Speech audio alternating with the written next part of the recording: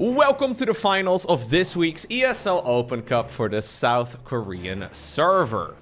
Now, you won't be surprised to learn that the man right here in the top left-hand corner in game number 1 is none other than Dark. He's in the finals of basically every single one of these weekly events, but recently, his opponent, well, he's changed a little bit. We used to see a lot of Dark going up against Hero. The other, well, Korean Protoss players in general would also do quite well in this tournament, but suddenly a Frenchman decided to fly all the way to Korea. And he goes by the name of Clem when he changed his clan tag. He's now in the 0 milliseconds clan. All right. He used to be in the 420 or so, whatever it was. He had a ton of ping in order to play on the Korean server. But apparently now that he's in Korea, he decided to switch his clan around, I guess. He probably got called out by some other people too. Anyways, Clem going up against Dark should be an absolute banger. These guys are ridiculously good at the game. And even though I feel like Clem is one of the very best Terran versus Zerg players in the world, he is regularly able to take, for example, games and series off of Cyril, who's considered to be an absolute god against Terran. He does struggle a lot more against the weirdness, especially from players like Dark. So even though I would pretty much always be favoring Clem in a Terran versus Zerg, I think I'm actually favoring Dark in this particular matchup. Dark is... I mean... where do you even start? Dark is a bit of a wild card, right? Incredibly good at the game. He doesn't really play build orders very strictly at all. Insane killer instinct, right? And one thing that I'm always very impressed by, whenever Dark makes a mistake, he moves on immediately. And I know I've said this before, but most people get hung up on their mistakes for a little bit. In my case, I get hung up on my mistakes for years. Anyways, I'll go in therapy for that at some later time. But Dark very much so is somebody who just makes a mistake and then instantly has a new plan. And it's honestly very impressive. It's super easy to get hung up on your mistakes in StarCraft 2 because, I mean, if you're sitting there for like 30 seconds just getting upset about your decisions, it never really works out. But it seems like it's human instinct to go ahead and at least trash talk yourself a little bit. I don't think Dark does that whatsoever. He makes mistakes and then instantly makes the best of it again. And he keeps thinking, okay, what's the best win condition? And he does that better than anybody else. And I feel like it makes up for a lot of the sometimes sloppy mistakes that the man makes. Yeah, maybe Dark is kind of like a cat. I don't think my cats have any sense of other people's opinions. They are just doing their own thing. I've got 2 cats that they don't really care about waking me up in the middle of the night. Like, they don't feel guilty for even half a second. That's not even part of their vocabulary. They have no idea. Anyways, it's an impressive way to play. And I really, really like it. So I feel like overall, yeah, it is going to be Dark who will be the favorite going into this. But this beginning is solid for Clem. It looks like he's going to be able to get the kill on this hatch. And in the meantime, he's opening up triple command center. So this is already one of those scenarios where I feel like if I was in Dark's shoes, I would be super screwed, right? He doesn't know he's playing against, okay, a little bit of miss micro there, but he doesn't know that he is playing against triple command center at this point. But now you're playing 2 hatch. We're going Baneling bust. Yeah, he's actually just following this straight up with a Baneling bust. And you know what? This was a 5 Reaper opener, or 4 Reaper opener rather. This can definitely work out. Problem when you open up more than 3 Reapers is, yes, you can kill the 3rd hatch, but no, you will not be able to finish up Stimpek at a reasonable time. So Dark apparently has decided, you know what, this game is kind of messed up. A Baneling bust it is. You know what, at this point, what is there for the Terran? He can lose about 20 workers and be fine. I actually would probably call this an advantage if Clem goes all the way down to single digits worth of workers, but it's critical that he holds on right now and he has no idea about what's out here. Well, he's going to find out right now how good is the crisis management here from the French Terran. Obviously, this has been a low ground wall off too. Nice targeting right there on those Banes. Making sure that not too many units go down. We need to kill 1 more Baneling here before it connects. Lovely control right there as well by Clem. More Zerglings, though, are coming across the map. And honestly, even though we had a lot of SCVs sacrifice themselves, I'm wondering if maybe we needed to pull a couple more of those bad boys from the main mineral line too. In the meantime... okay, there are mules mining. I think there's actually still game over in favor of Dark. You're not supposed to win with a Baneling bust in 2024. Like, this is what we used to do in 2010. Is it game over? I mean, one Baneling detonation in the mineral line and it's GG. Those Hellions are incredibly nice.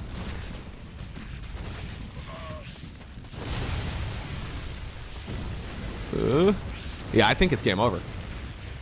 I don't think Clem is going to be able to stop the Ling Flood. Yeah, he may have all the economy in the world. And this is an excellent example of what I was trying to say. GG. Like, if you treat StarCraft 2 like an Excel spreadsheet, that strategy just now should never work. Assuming that the Terran plays perfectly there, that strategy should never work.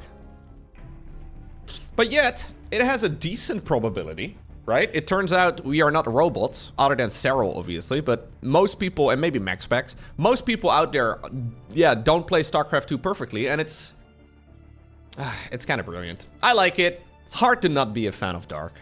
Just brings it back with the good old... It's like baby's first cheese. You know, if you have a kid who really wants to play Zerg and you're like, how do I win against the Terrans? Well, that is the build order you teach them. I'm pretty sure I could teach my mom how to Baneling bust, and she has never really used a mouse and keyboard. And she would probably be able to climb to Diamond League with it. Okay, maybe that's a little overly ambitious, but I would be very proud. Anyways, game number 2, Oceanborn. Much more standard opener this time around from Clem. So I think, by the way, what triggered Dark to go for that push is because he saw a 4th Reaper. Generally speaking, it's 3 Reapers with the opener. Clem saw the timing of the 3rd hatch and he decided, I'm going to sneak out a 4th. But with a 4th Reaper, you just do not have enough Marines at home to reliably defend against a Baneling bust. I actually think Clem still had all the tools to defend. He just did not micro quite perfectly. Like, if he had any idea about that attack coming in, he would have made a bunker. And that would have shut it down 100%. Like, there's really nothing that Dark could have done against a bunker. So obviously it's a bit of a coin flip, but... well, heads or tails. Turns out it worked in favor of Dark. Again. And to be fair, technically it's a 50-50, but he consistently wins tournaments. If you're consistently a champion, I guess it's not as much a game of chance as sometimes it feels like. Anyways, let's see. Really, we're going to be going for the forward third. I hate the forward third so much. This is one of the worst locations to be building a third. It is so easy to get caught off guard with attacks from this high ground and stuff. It's just... okay. It's not the preferred location at all. But apparently we are once more making the best of a bad situation. Let's see though, Clem. What can we do over here? Because this is a comfortable start overall for Terran. He's gonna go into the Marine here too. 3rd Command Center coming up. Okay. This is what I consider to be Clem's normal opener. We should see a starport and then also a tech lab on the barracks. Little bit of Hellion Banshee play. You should be safe against everything that the Zerg player can throw at you in the earlier stages of the game. And it's a nice build if you want to play the long game, right? If you want to force the game to go on for a little bit longer. Starport. Starport. Starport. I mean, he needs minerals. Starport. There we go. Starport and then a tech lab in a little bit. And he should be A-okay.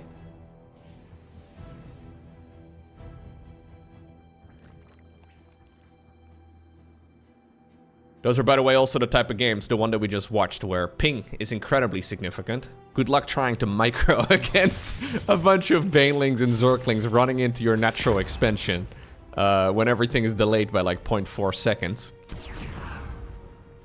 Nice snipe, but now the Hellions come on the back of this.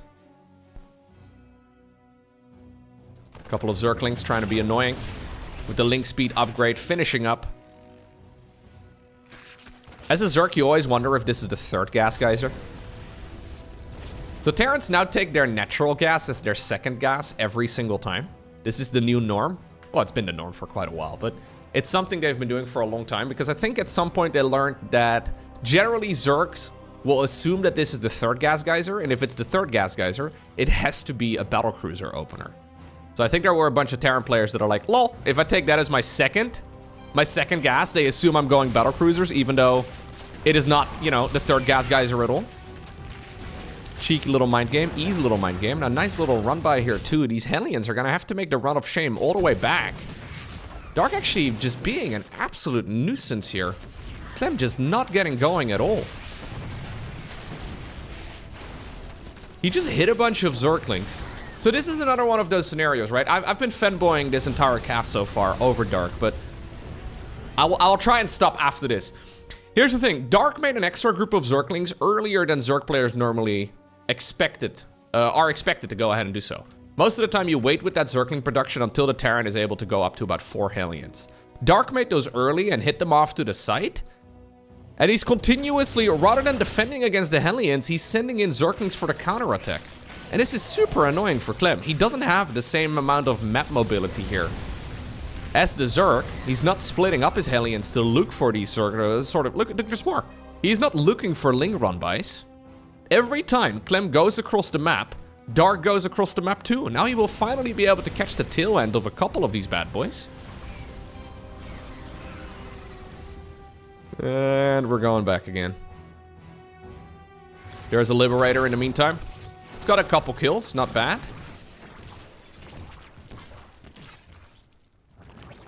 But Clem is not really getting his groove yet in this series. Now, luckily though, for the Terran, because Zerg decided to make those extra Zerglings quite early, Dark's economy is actually very mediocre. Yeah, he doesn't have that many workers here at all. So that's the downside of making those Zerglings. Yes, you look cool. Yes, you're annoying the Terran. But at the same time, Clem didn't really need to deal any damage here, because Dark was already dealing damage to himself. It wasn't a Banshee follow-up, by the way. Not Hellion Banshee. Instead, it was Hellion Liberator. Technically a little dangerous for the Terran to play that against like a Roach opener, but usually not the end of the world. Okay, so as the dust settles right now, who is ahead?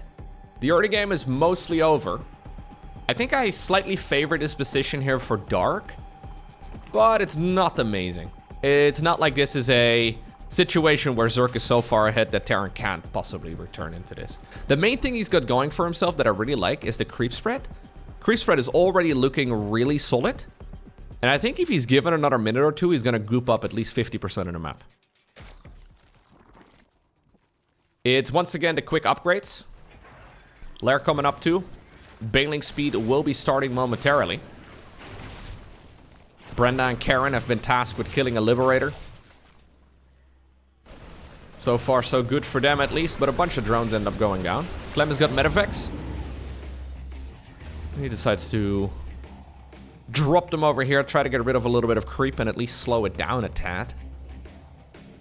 He's gonna finish up 1-1 though, together with the combat shield upgrades. Obviously, he's already finished up Stimpack. So those Marines are gonna be able to hit pretty hard. But for now, as long as Dark doesn't have... Yeah, if he doesn't have to deal with too many Marines, the Zerglings alone will be okay. At this point though, with 1-1 finishing, combat shields as well, those Marines are suddenly gonna be a lot tankier. He's hoping to catch an expansion down here. That is funky, the fact that there's no base taken yet. That means that the fourth, well, is this one right over here. I actually think this is Clem sort of going a little bit on autopilot. Normally this is where Zerg will take the fourth base, but since Dark had to take his third over here, the regular third base became the fourth.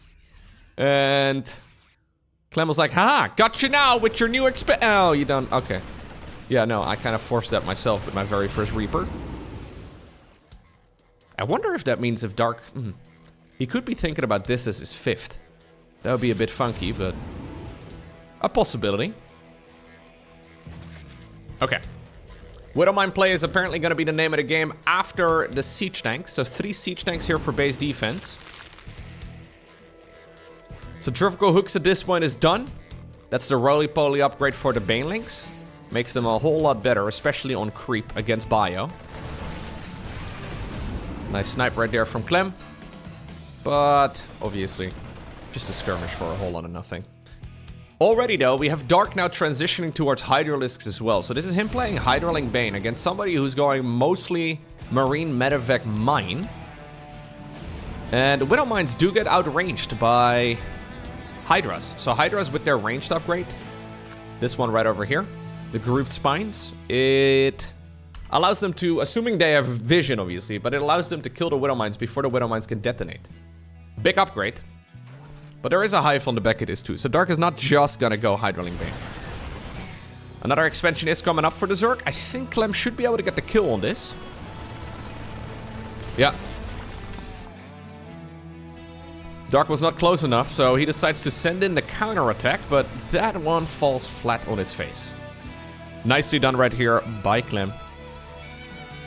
Finally gets a little bit of momentum going, man. I feel like he's been trying to grab a small lead wherever possible for the first 10 minutes of this game.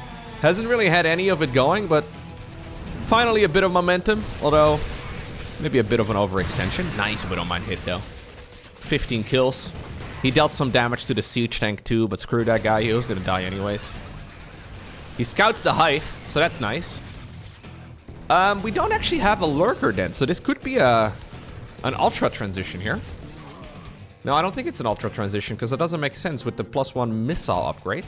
Normally you'd go +1 into +2 armor, but could just be for, I guess, Vipers? Adrenal glands? Yeah, that's probably what it is. So 3 Vipers start up. Against Widow Mines, usually you do not need the Vipers, but apparently Dark's like, nah, this is what we're doing. Obviously still a powerful tool to have, right? There's a hatchery building over here. Come on, Clem, that's such an obvious next base. Like, yes, you've denied the one over here. No, yes, you've seen he hasn't remade it, so the base that he's got to go for is the one over here to the right. It's a bit of a no-brainer, actually. I'm a bit surprised Clem is not checking it, because he knows that Zerg at this point needs another base. He's denied the one over here, so this one is the only logical next step. Could have been an easy kill. Does not quite get it, and that allows Dark now to tech up. He's going to respread some creep over here on the high ground, and, well, that expansion will be secured.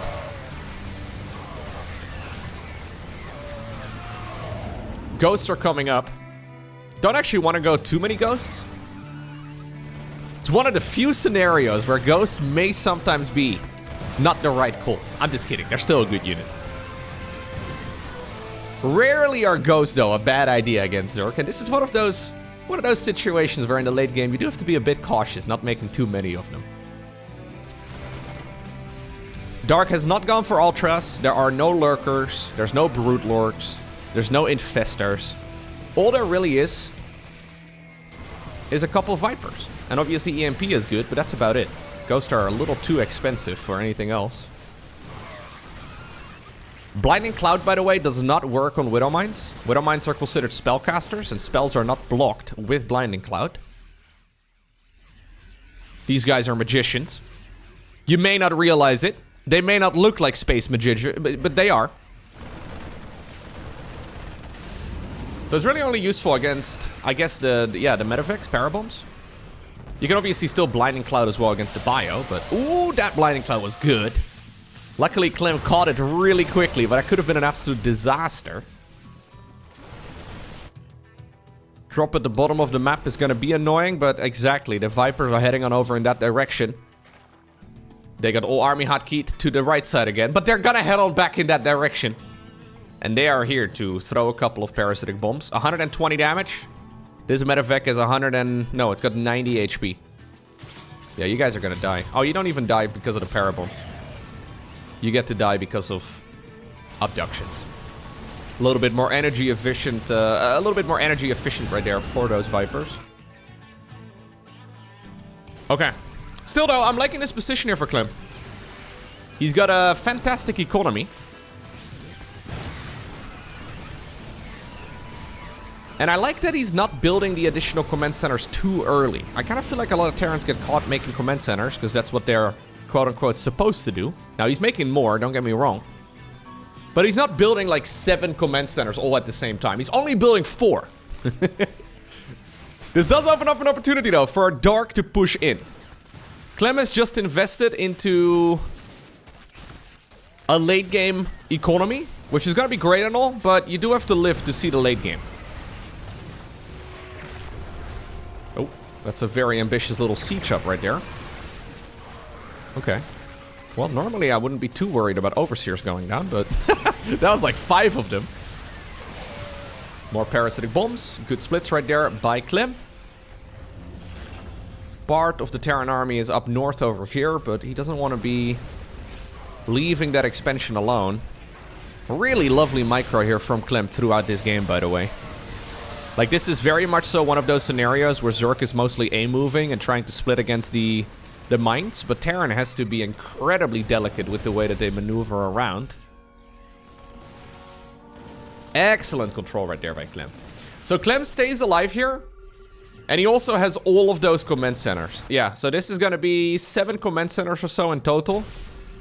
It's not quite proper late game yet. Usually Terrans will aim for, well, maybe 3 or 4 more.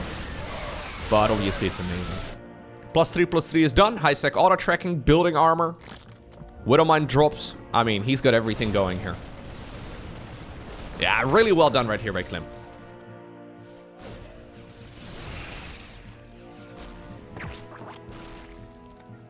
I feel like when Clem first went over to Korea a couple weeks ago, and we saw some of that as well just now. Oh, well, I guess that'll have to wait. Dark had enough. Alcyone is next. 3rd game in this best of 5 series. Okay, so what I tried saying, Clem usually, at least when he goes up against the European Zergs, he plays very, very macro-focused. Then a couple of weeks ago, when he first went over to Korea, it seemed to me like he was basically copying Bjorn's build orders. And we saw that in game number 1 of this series too. He decided to go for the double Rex opener with 4 Reapers. That's a Bjorn opener to a T. Then in the 2nd game, he went for a much more Clem-esque start with a more Bjorn-esque follow-up, if that makes any sense. Maybe this only makes sense if you watch as much StarCraft as I do, but he was taking some parts of the Korean Terrans or the Korean Terrans playstyle in the mid game, and then, well, based around his own early game. And I wonder if that's maybe the best go-to strat. A little hard to say, but overall, certainly not a bad game right there by Clem. Very impressive. Right now we're going back apparently though to the double barracks opener.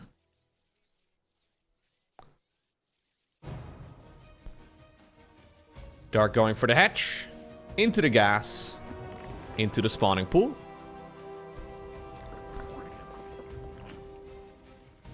We'll probably see a double queen. 2 sets of Zerglings, a drone hiding on the right side here. Although it's dark, so he could also go for the left side base, but usually the right side expansion is the preferred one. And we'll have to see how many Reapers Clem decides to make this time around. In game number 1, he got the kill on the opponent's 3rd base. It was wonderful. He made 4 Reapers, and then he died to a Baneling bust. Now, it would be a real Chad move, right? If he decides to go 4 Reapers again, if he once more gets the kill on the opponent's 3rd base, and then he micros a little bit differently at home and defends a bit easier against that push. Because I have seen Dark now do a few Baneling busts. And I wonder if it's just his go-to response right now. Obviously, one thing to note is that in that 1st game, Clem decided to go 4 Reapers into triple command center. He didn't need to go triple command center. He could have gone double CC. At which point the Hellions would have spawned like 30 seconds earlier. And there would have been 4 Hellions in the main base when the Baneling bust was, you know, going on. So the entire game would have been a little bit different. Looks like we are gonna stick though to just the triple Reaper. Okay. No, actually, no. We are going 4 Reapers. I can't count. 3 + 1 is what? 3? No, Lowko, you idiot. It's 4. So he is going 4 Reapers again, but he's not going for the 3rd command center. No, he is. He just starts it up, but he decides to go for it a little bit later. So it is a 3rd command center, but it's a slightly quicker factory here. Okay. So I like this here from Clem. He's like, yo, bro, is this your bluff? Like, I'm gonna call it.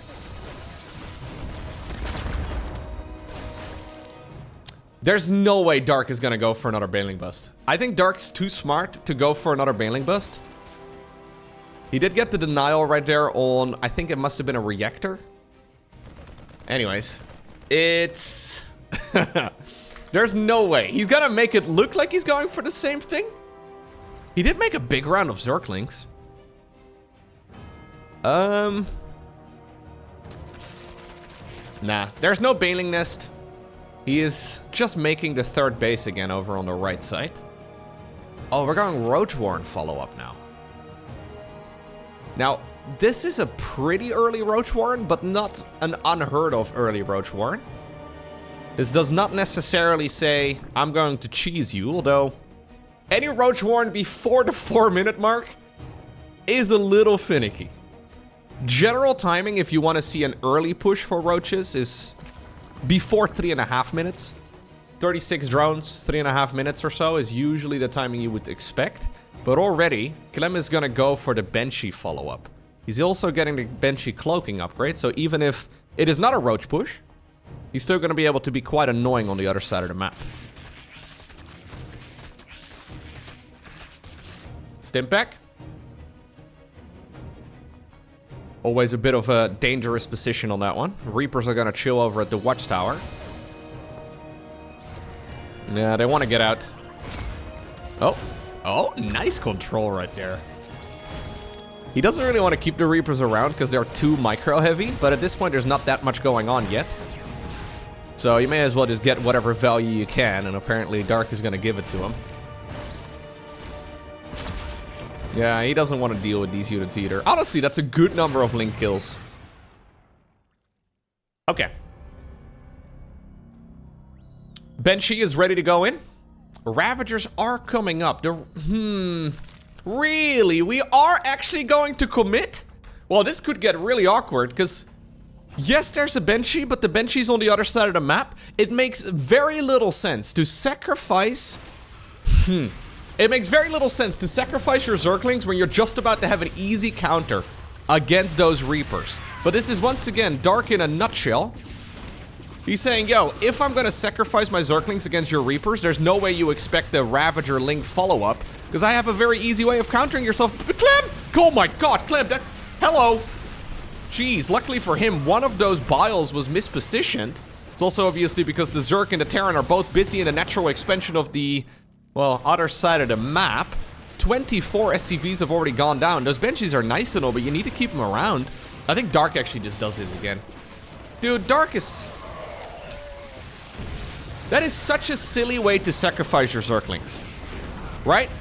In theory, again, it doesn't make sense when you're just about to send Roaches and Ravagers across the map to worry with the 20 links or so that you have made before that point, to worry them with killing the Reapers. But it now costs Clem to send that Banshee across the map, and he gets 50 SCV kills as a result. It really sometimes feels like it's taken us like 14 years of competitive StarCraft 2 before we started playing a strategy game. Right? Because this is a strategy game in a nutshell. Yes, it's all about fast execution and trying to be, you know, clever. But it's also very much so about thinking what your opponent is thinking and making decisions based off of that. And as far as the StarCraft chess game goes, Dark seems to be 2 steps ahead of basically everybody. This is not recoverable. Like, technically you can kill all these Zerglings, but the Zerglings are gonna kill everything you have. He does have triple command center, so I guess the triple mule is nice. Dark's actually droning behind this. Don't tell me we're gonna play this one out. Okay. I mean, we can, don't get me wrong. We can certainly play this one out, but it's almost a little bit bad-mannered. It really isn't. Obviously, you can play for however long you want. But this is like the... okay, I was gonna say, this is like the pro gamer equivalent of flying your command center to the corner of the map. Clem realizes and he taps out. Amphion. Our next game. Gotta love what Dark is up to.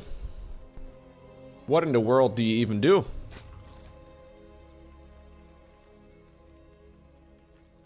Yeah, you gotta face him head on, right? Like, either you go for a build order that allows you to be safe against everything, or you try to wrestle with him in the mud. And I really don't think Dark is mechanically the strongest player out there. Like, no disrespect at all, but I do think there's players out there that mechanically are a little bit stronger. But strategically, Dark is insanely good. Yeah, if the man ever gives up on StarCraft, maybe try a little bit of chess. Wouldn't be surprised if Dark's very good at chess. Actually, Dark apparently plays a... Can I talk about... I mean, I've got him on my Battle.net friends list, and he... I know, I know, I didn't want to flex. Please be impressed. He is basically playing Hearthstone Battlegrounds all day. Like, every time I see him online, which is most of the day, he's pretty much always playing Hearthstone Battlegrounds. Yeah. I don't know why. Maybe he's doing it at the same time? I have no idea. He's alt-tabbing in between. It does make for a really, it does make sense, right? Because the RNG, like the randomness in that game, and the strategic gameplay of it, it's gotta be quite, yeah, it's gotta be quite good. Actually, I know there have been a lot of Korean pros in the past that retired to play poker. There's a few very successful examples, guys that managed to win like WSOP? The World Series of Poker? Yes. They managed to win some bracelets and all that, which is considered to be incredibly impressive in that game. It does kind of feel like Dark would be very good. Like, look at him right now. He's going double hatch without gas. What is this right now? What are we doing? So, okay, he's expecting once again that it's a double barracks opener here from Clem. And it is. Now, rather than going for the Kijkwijzer earlier, he decided to build the third hatchery earlier. So now there's too much HP on that hatch to be able to kill it with the Reapers. I don't think the Reapers are going to be able to get a kill on that at all. We're once again going to go 5 Reapers here in total. The main problem, though, is that there is no gas, and he does not have a Zergling speed coming because of it.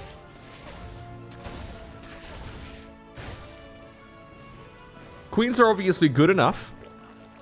But if Clem right now decides to go around the site and, well, target the hatchery, he's gonna find that it's pretty much already finished. Yeah, he is ready. Haha, I'm gonna...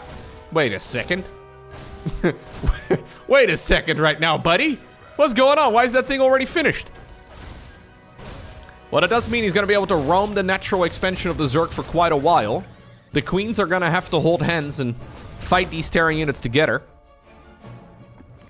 Triple CC on the back of this once again from Clem. Looks like we are going to be going into some additional upgrades here, and the Hellions should start roaming the map momentarily. One of the Queens runs low, but there's 2 more available right now. Dark purposefully not injecting. Is he going to be injecting with the one in the main base? Okay, he's busy microing over here. Yeah, one of the Queens just fell. But I think with the third hatchery done earlier, he can also build additional Queens a little bit quicker. Yeah, he should be okay. He should be more than okay. But then again, this is a rather risky opener from the Zerg against anything other than what Clem has gone for here.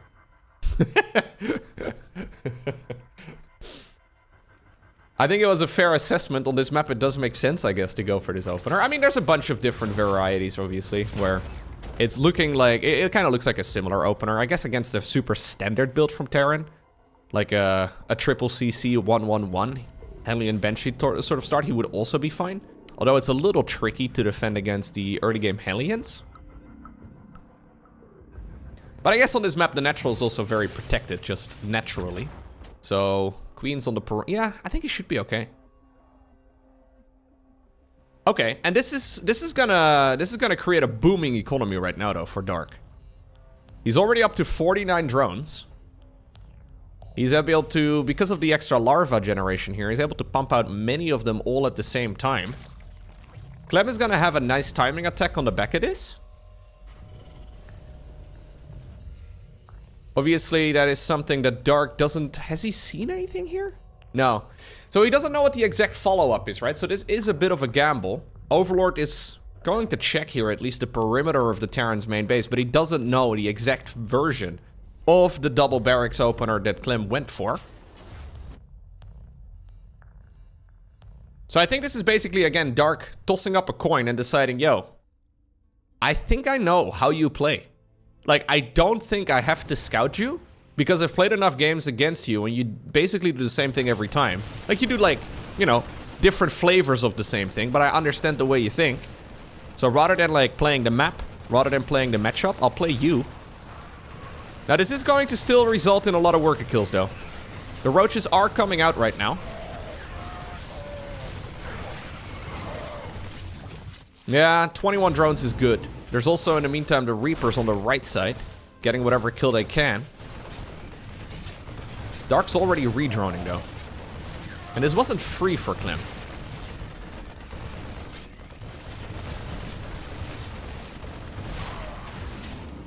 Okay. Normally, I would be calling this a massive advantage for Terran. And it certainly is a good position for him to be in, but it's not amazing. I feel like it's very easy as a Terran in this situation to think, oh my god, I'm so far ahead. I've killed the entire middle line. I mean, obviously, it would have been better if Dark decided to make the roaches like 20 seconds earlier. But at the same time, this is very quickly recovered. If he can get the denial on the 4th base, I like it a whole lot better here for Clem. There's one roach trying to defend against this. Okay, if he can get the cancel on that base, the game becomes a lot more playable. And he gets it. Nice. Nicely done right there for Clem.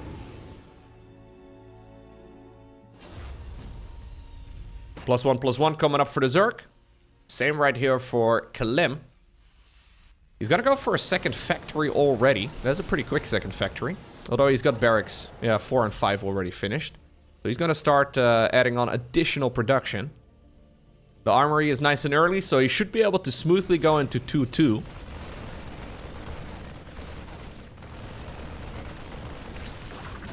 Okay. Oh, okay. I was just gonna bring up that it's difficult for Dark to get anything done with Roach Ravager. Usually they just get played defensively from this position, because making non-stop roaches at this point and then throwing them at a siege tank line is a very bad plan.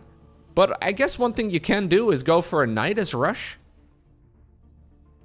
The entire main base is covered though. There is an Overlord hanging out over here. Dark sees where those barracks are, so he knows that he's not going to be able to find a good position inside of the main at least. Probably won't stop him from trying though. Clem is ready to go across the map. He fires up 2-2. +1/+1 though for the Zerg player is finishing. Dark's been making non-stop army here for a while now, and he's got the Nidus. Where are we gonna put the Nidus?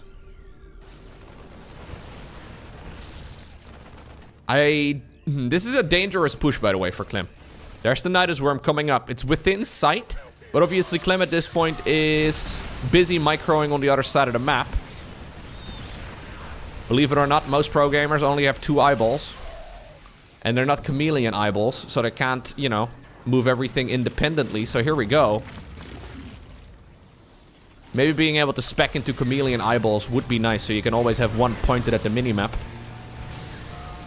This wasn't a Nidus worm that was supposed to work, Dark. Like, you had vision of the Terran's main base. You knew that the Terran had perfect vision of their main base. The only way in which this Nidus worm was gonna work out is if the Terran was busy microing on the other side of the map and just not paying attention to the minimap there. Gets the kill on the CC as well. Dark's a monster, man. Ay.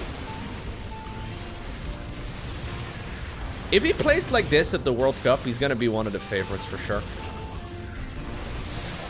Like, I know he is generally one of the favorites for the tournaments that he enters.